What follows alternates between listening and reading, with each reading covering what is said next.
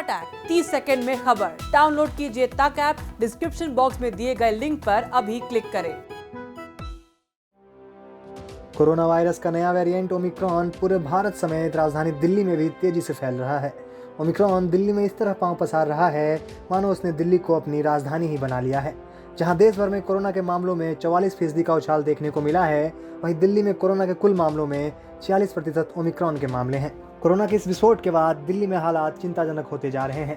इस बढ़ते महामारी को रोकने और दिल्ली में पाबंदी लगाने के लिए सरकार ने ग्रेडेड रिस्पॉन्स एक्शन प्लान लागू किया है। दिल्ली में कोरोना की संक्रमण दर एक बार फिर से 1% को पार कर गई है।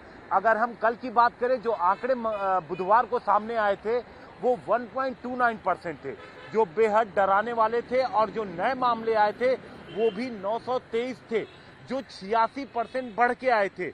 अब अगर इसी तरीके से मामले बढ़ते रहे तो सरकार आने वाले वक्त में और कड़े कदम उठा सकती है, क्योंकि पहले ही सरकार ने नाइट कर्फ्यू लगा दिया था।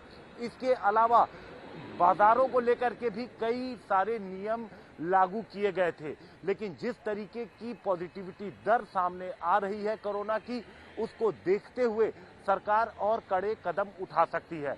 वहीं दूसरी तरफ सरकार तैयारी कर रही है कि अगर इसी तरीके से संक्रमण दर बढ़ता रहा तो मरीजों की संख्या अगर बढ़ेगी तो किस तरीके से हालात पे काबू पाया जाएगा, इसको लेकर के भी तैयारियां जारी हैं।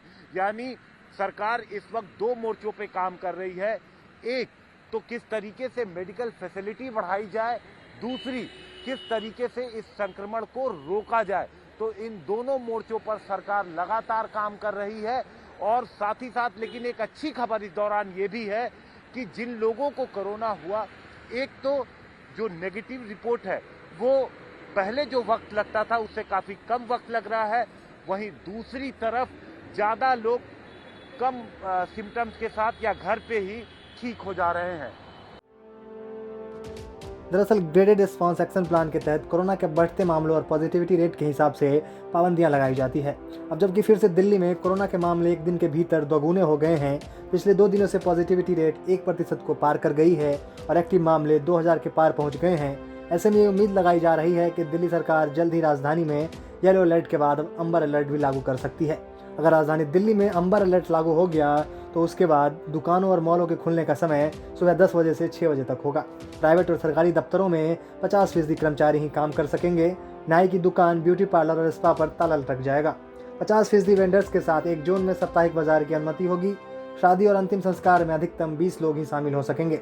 हर सामाजिक, धार्मिक और राजनीतिक जमावड़े पर रोक लग जाएगी। मंदिर, मस्जिद, गुरुद्वारे खुले तो होंगे लेकिन दर्शन की अनुमति नहीं होगी। स्कूल, कॉलेज और शिक्षण संस्थान बंद रहेंगे।